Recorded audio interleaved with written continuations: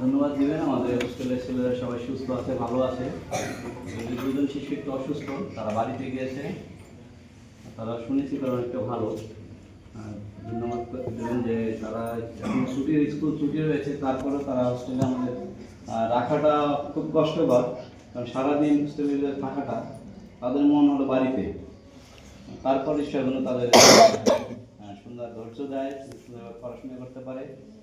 একটা প্রার্থনা রাখতে চাই যে আমাদের গ্রামের বাড়িতে দাদা জানি দেখছে, একদিকে হচ্ছে আমার কাকাতো ভাই গত 3-4 দিন আগে মারা গিয়েছে, আর ওদিকে যারা আসামি তার হচ্ছে মাসেতো ভাই, সে হচ্ছে ওই যে বর্তমান ভারপ্রাপ্ত চেয়ারম্যান।